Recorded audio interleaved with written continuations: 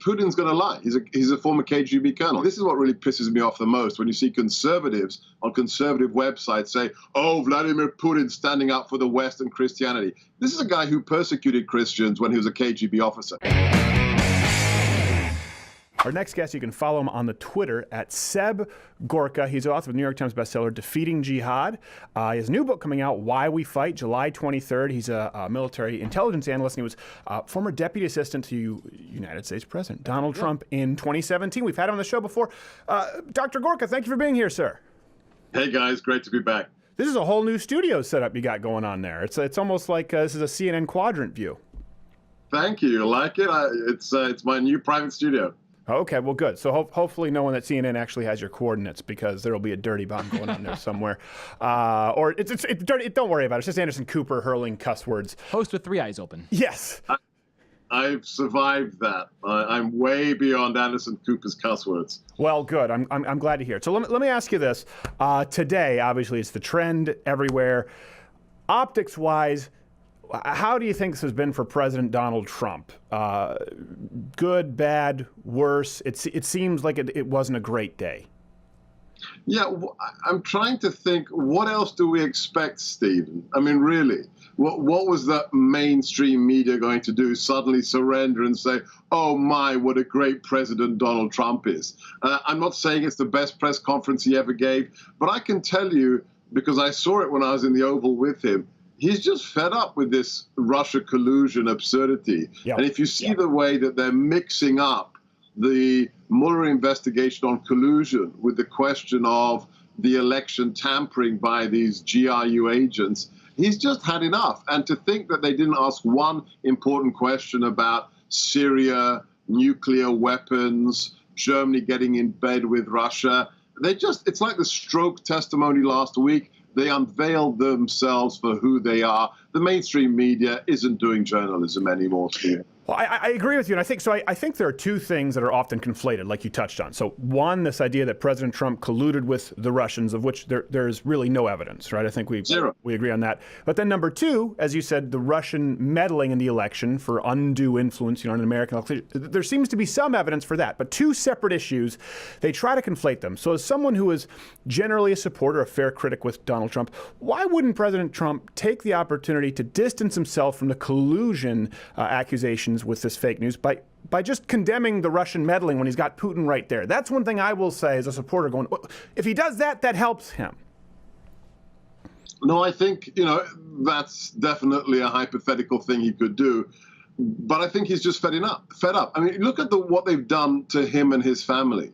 When they actually say that, your son is committing treason, when you've got the former director of the CIA, John Brennan, who, before he joined the CIA, at the height of the Cold War, admitted to voting for the Communist Party. And he has the gall today to call the president treasonous. I mean, in 1976, when John Brennan did that, the Soviet Union wanted to turn us into a sheet of glass. I think that's a little bit more treasonous. And he's just being a human being. Stephen, if you were being attacked personally every day in the media for being a traitor, not just the attacks you get every day, but actually being a traitor with regards to one issue, the Russian election, I think you'd be fed up too, especially if they're attacking your family. I would absolutely be fed up. And as a matter of fact, if I were fed up because they were attacking me for being treasonous with, a former KGB thug, I think we both agreed last time, not big fans of Putin. I would go out of my way to condemn the action for which there's evidence, which is the meddling in the United States election. Let me ask you this: if you were still in your position here, how would you handle this situation? What would you be doing here? Because we have you here. I'm not a good guy to ask, because my father, if you read my book, the first chapter is about my dad. My dad, at the age of 20, was arrested, tortured by communist secret police officers, and given a life sentence in a political prison. So I'm not exactly the best person to ask about how to deal with a KGB officer or Vladimir Putin. I think you're the perfect person to ask, actually. Look, I have to tell you, as a human being, I've seen his frustration in the Oval Office. Sure. I remember, let me share with you this anecdote. I think it was the day Jared testified, or the day Jared gave his little press conference on the Russia collusion garbage. And I was in the Oval alone with the president. And I was in there for a completely different reason. And this Russia thing came up because of Jared. And he looked me straight in the eye. I could tell he was angry. And he said, they will never find anything because there is nothing. I don't want to try and give advice to a man who's in that position and seen his family attacked the way they have been attacked. It's easy to say, I would do it better, or I'd separate these issues. At the end of the day, he is the arch communicator. And look, you know C.J. Pearson? C.J. Pearson? The black kid, the 16-year-old black kid who's very active on Twitter. I think so. Yeah, he was a big Bernie supporter, yes. Yeah, well, he posted a great tweet today. He said, you're accusing the president of treason who gets up every day to represent America's interests. Look at what he's done for the last 18 months. Look at the economy. Look at everything else. Most important of all, you know that under his command, we killed 200 Russian mercenaries in Syria. So let's get real. Which head of state in the West, all of them, NATO combined, has allowed our troops to kill Russian mercenaries that are undermining the Middle East? None of them, except Donald Trump.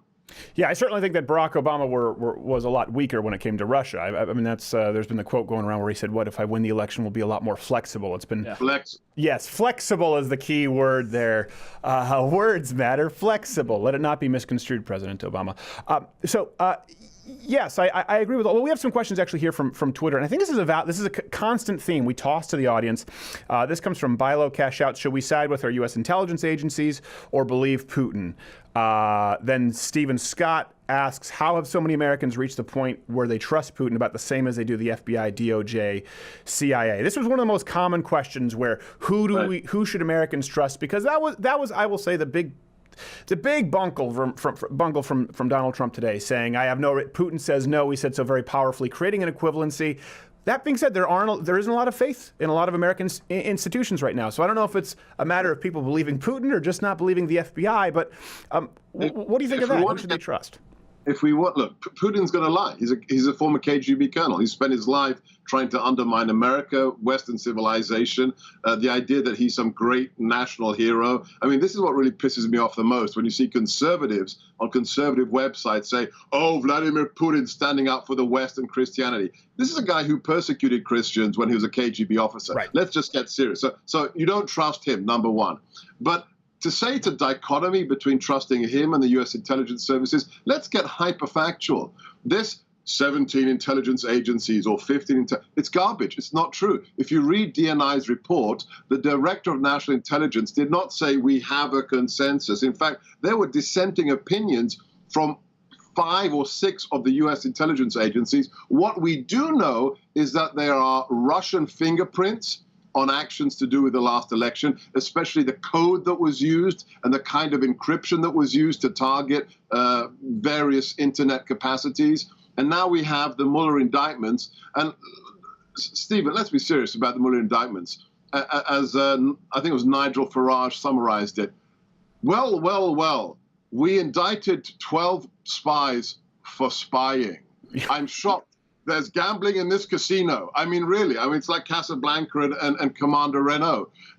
These things have been going on for decades. Yeah. The idea that something happened, especially in 2016, they've been doing this since about 1918. And now the Democrats are worried about it? Come on, let's be real. This is about politics, not about getting to the truth. Well, that actually brings me to another question. This comes from Collected, said, what could Russia and the USA do together that would greatly benefit the people of both countries? And I ask you that because, it's kind of tough to do something to work together with someone who's an ex-KGB thug, like you said. Is there anything that can be done to sort of thaw this icy relationship? Do you think that's what the president's trying to do? If it were in your hands, would you make the effort knowing Putin's past?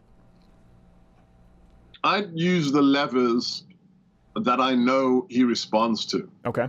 And I think it's not about making nice. You don't make nice with a KGB thug. He's never going to be our friend. He's never going to be our friend. Right. So you express power. You reassert leadership. The fact that he didn't respond to our killing his Russian mercenaries is very telling. That tells you that he's a little bit worried.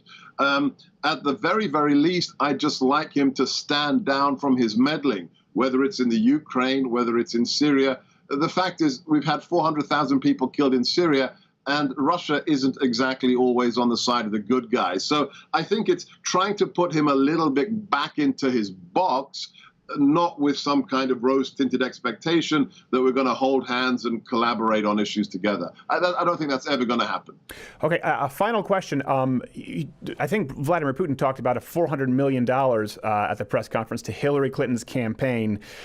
Can you clarify that at all? For a lot of people are going, wait, hold on a second, we kind of skimmed over this. Do we know what that is? A lot of people are curious. I know I am. Look, I don't work for him. I'm not a press spokesman for Vladimir Putin. I think he may be trying to emulate the president or try and compete with him for the role of master troll, because you know the media will be obsessing about this for the next 6 months, if not longer. So I have no idea. What we do know is, they spent what? $100,000 on Facebook, which got Michael Moore to participate in an anti-Trump rally in New York. These are facts. Yeah. What this 400,000 is, I don't know. You'd have to ask the Kremlin. 400 million. No, the 100,000 for 5 million. Yeah. I think Putin scored that as a big win. Michael Moore will show up to protest. Plus, I will get him walking. It's a win-win. He counts for 6 people. He counts for a few. That was one of the facts to me that was I wanted today to take an opportunity to at least kind of clarify and illuminate, but that is just about as funny as it gets. I mean, the fact that the only person really fooled here, undeniably, there's consent, is Michael Moore. You can't write it any more perfectly than that. All right, listen, we don't have a ton of time, but your new book, Why We Fight, Dr. Gorka, tell us about that and where people can find it. Right, so it's on Amazon right now for pre-order. It'll be coming out soon. It's basically my analysis of what threatens America, who the big threats are out there, like Russia, like China, like ISIS, how to deal with them, and to actually make people want to read it. It's not just dry analysis. It's interspersed with stories of great American heroes that a lot of us have forgotten, going way back to our first jihadi war, the Barbary War, a great story, a guy called Stephen Decatur, naval officer that led the first Marine Corps special operation against jihadis 200 years ago, right up through Vietnam, Korea, and then lastly, my assertion is you don't just have to be wearing a uniform to be a hero. So there's a vignette, there's a story on Whittaker Chambers, because I think a lot of people who watch your show, I mean, we're crushing it. The right is crushing it when it comes to the internet. We are the new counterculture. But I'm not sure a lot of millennials know Whittaker Chambers and the truth behind Al Jahir. So, little stories and vignettes of great American heroes. That's fantastic. I think a lot of people should read that. I actually think Joe Rogan recently was talking about a lot of conspiracy theorists who you see on the right. He said, they'll go into all these conspiracy theories, but how many of them can really talk about Fidel Castro overtaking the government? How many of them can really give you history on Che Guevara? He's like, so that's kind of cool to be anti-authoritarian, but you do have to know your facts. You do have to also start going down the path of learning history. And stories and anecdotes are a great way to do that. That's the foreground, and in the background is the whole historical context. It is Why We Fight, out July 23rd at Seb Gorka. Hey, thank you so much, brother, for being on. We appreciate it. Hey, if you like this video, subscribe or click the notification bell right next to the subscription button, because subscribing doesn't mean anything anymore now, according to the YouTube gods. And if you like the late night show, you can watch it every single day, a full hour, at loudwithcreditor.com/mugclub. Subscribe there. That way, we aren't beholden to the evil YouTube overlords, and we don't have to start playing video games with mouth sound effects or children react.